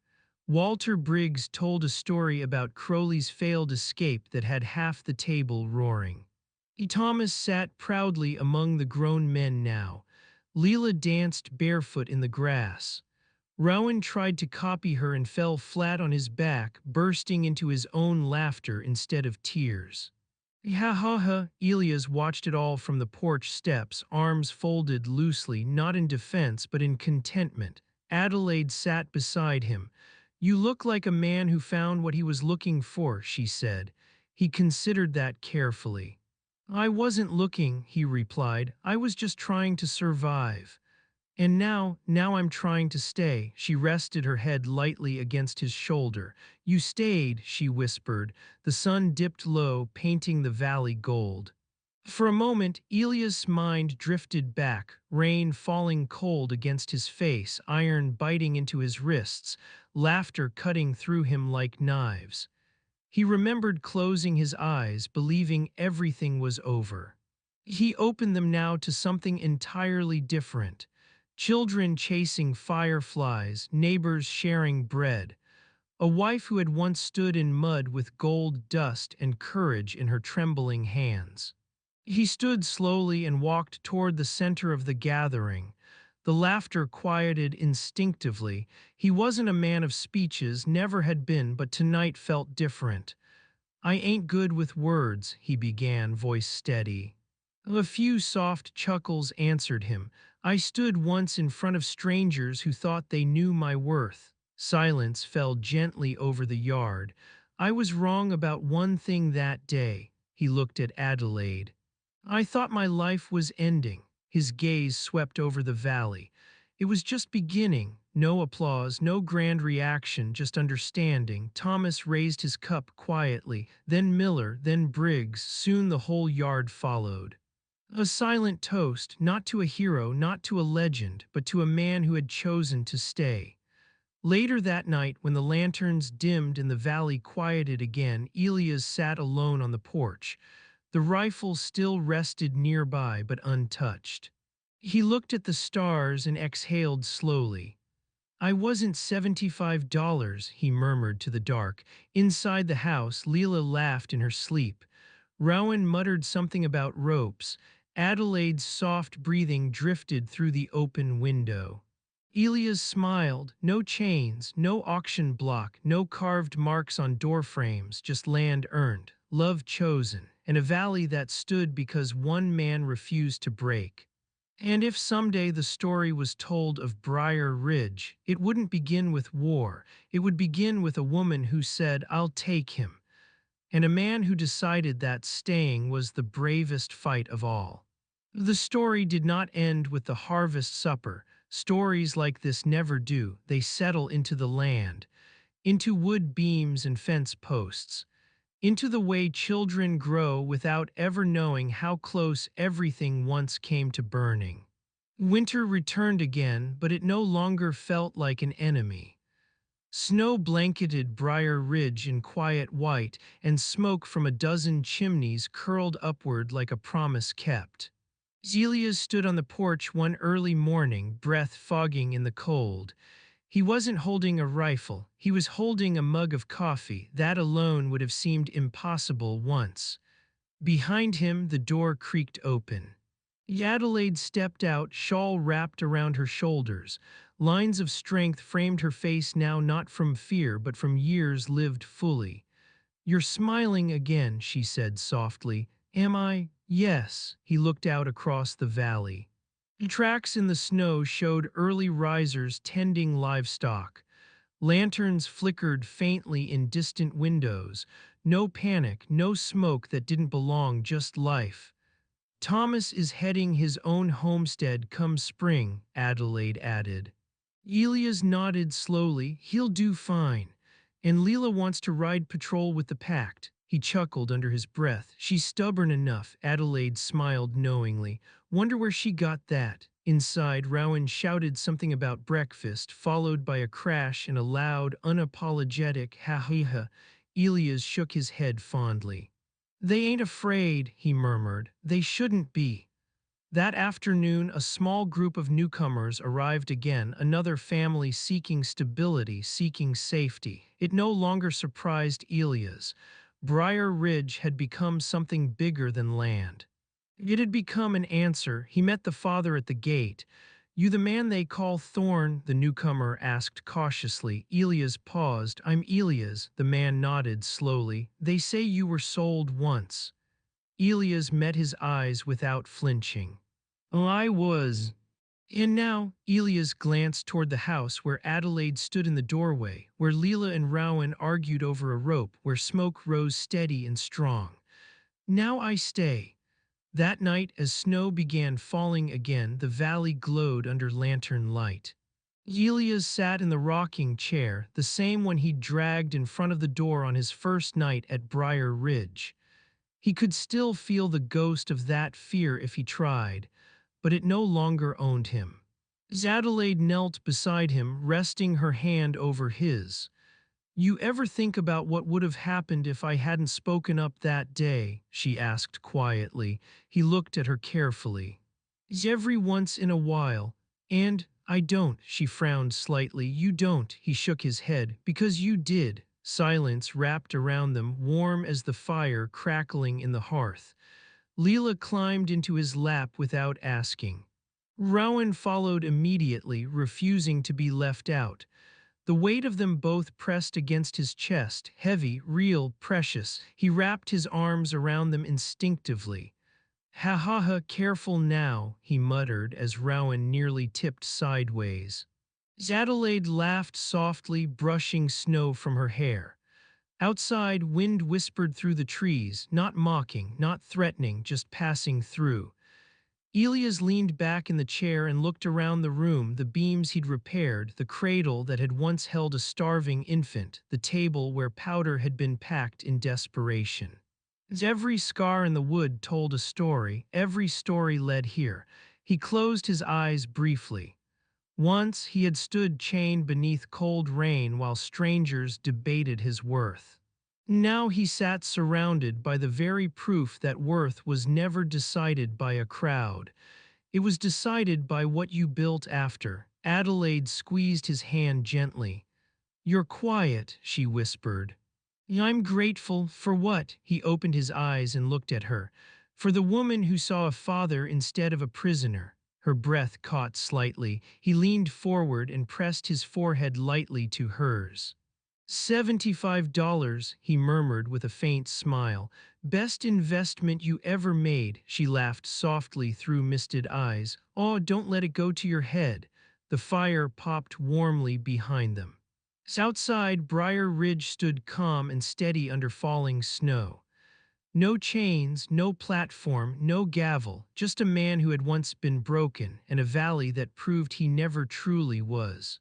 And so the legend of Briar Ridge didn't become one of war, it became one of choice. A woman who chose to speak, a man who chose to stay, and a family that chose to build instead of run. And that was worth more than gold. Time does a strange thing to pain. It doesn't erase it, it softens it, rounds the sharp edges, turns screams into stories. 10 years after the auction in Ash Hollow, Briar Ridge no longer felt like the edge of the world.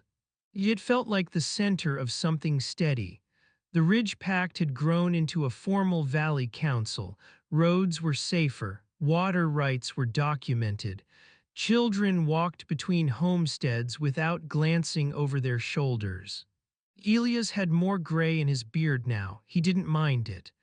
One late summer afternoon, he rode alone to the edge of the valley where a new schoolhouse was being raised. Lila, nearly grown, stood on a ladder, hammering boards into place with fearless precision. Rowan hauled planks twice his size, refusing help even when he clearly needed it. Thomas supervised the work with quiet confidence. Elias watched from his saddle, something deep and quiet swelling in his chest. This was what Stang had built. When he dismounted, Leela hopped down from the ladder. "You're not checking for raiders, are you?" she teased. "Habit," he replied dryly. She laughed. "Ha, Papa, the only thing raiding this place now are goats." Rowan rolled his eyes. "She talks too much." "Do not," Leela shot back. Elias let them argue. The sound of it felt like victory. Later that evening, the valley gathered again, this time not in defense but celebration. The schoolhouse beams were set, lanterns hung from posts, music drifted across warm air. Sheriff Hale, retired now, sat beside Elias on a bench near the fence line. "You remember that day?" Hale asked quietly. Elias didn't need clarification. "Every year," he admitted. Hale nodded. "I remember thinking you'd either die in the quarry or disappear into the mountains." "Almost did," Elias said honestly, "but you didn't." "No." They sat in silence for a while. Finally, Hale muttered, "Best thing that ever happened to this valley was a stubborn woman with gold dust." Elias smiled faintly. "Best thing that ever happened to me." Across the yard, Adelaide stood laughing with neighbors, hair streaked with silver now but eyes still bright. She caught Elias watching and raised an eyebrow in playful suspicion. He tipped his head slightly toward her. She walked over. "You look sentimental," she teased. "Don't start." She sat beside him anyway. "You ever regret not going back to the timberline?" she asked softly. He looked toward the distant mountains. They still called to him sometimes, but not the way they once had. "No," he said firmly.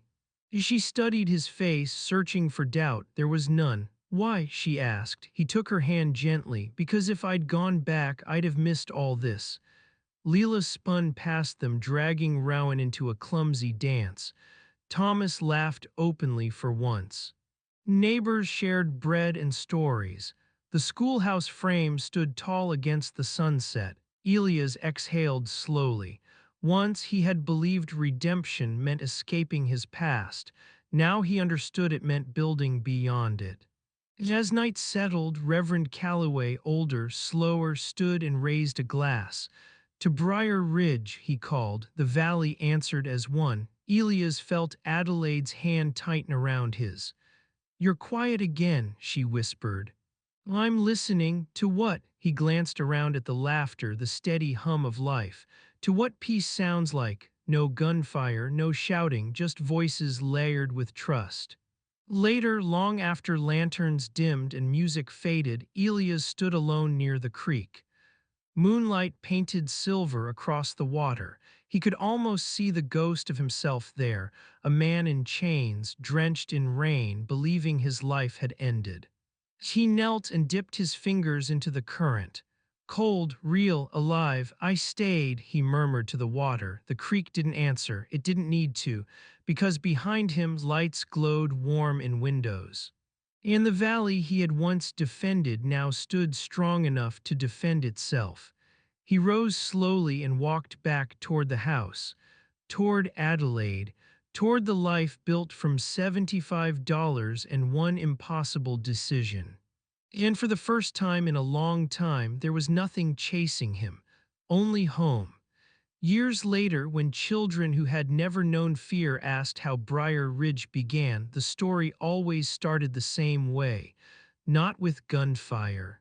Not with explosions, but with rain. Cold, relentless rain falling over a muddy square where a man stood in chains holding the last piece of his broken world.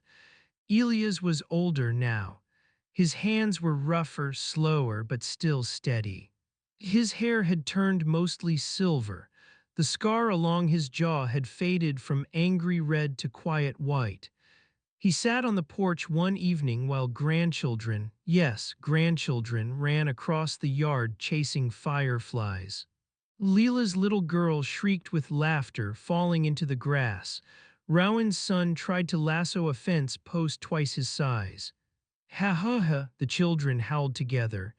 Elias watched them, rocking gently in the same chair that had once faced a door in fear. Adelaide stepped out beside him, slower than she once had, but no less strong. "You're thinking about it again," she said softly. He nodded. "Every year when the air smells like rain." She sat beside him. "You ever wonder why I did it?" she asked quietly. He turned toward her. "You told me you needed a roof fixed." She smiled faintly. "That wasn't all." He waited. She looked out over the valley, the barns, the fields, the schoolhouse, the houses that had multiplied over the years. "I saw how you held her," she said. "Not like a man afraid of chains. Like a man afraid of losing love." His throat tightened slightly. "I couldn't let that be sold." Silence wrapped around them.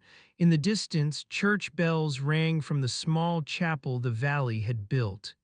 Thomas, now broad-shouldered and confident, walked past with his own family, waving toward the porch.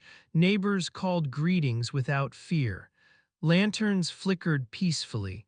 Elias leaned back in his chair. "When they tell the story," he murmured, "they make it sound grand." Adelaide tilted her head. "It wasn't." He shook his head softly. "It was mud and fear and a baby crying." She smiled. "That's what makes it grand." A small pair of feet pounded up the porch steps. "Grandpa," Leela's daughter cried, climbing into his lap without invitation. He grunted dramatically. "Careful there, little outlaw." She giggled and wrapped her arms around his neck. Behind her, Rowan's boy stood with hands on hips. "Papa says you fought a Gatling gun," he said seriously. Elias blinked. "Did he now?" The boy nodded. "Were you scared?" Elias looked at Adelaide, then at the valley, then down at the child in his lap. "Yes," he said honestly. The boy frowned. "But you won." Elias shook his head gently. "No." The boy looked confused. "We built," Elias corrected. Understanding slowly replaced confusion. Adelaide's eyes shimmered in the fading light. The sun dipped behind the mountains, painting Briar Ridge gold one last time that day. Elias stood slowly, lifting his granddaughter down to the porch. He walked to the edge of the yard and looked out over the land. The creek still ran steady. The fences still stood straight. The barn roof still held firm against every season. No marks carved into door frames. No riders testing lines, just fields, laughter, and light. He closed his eyes briefly. Once, strangers had debated his worth for $75.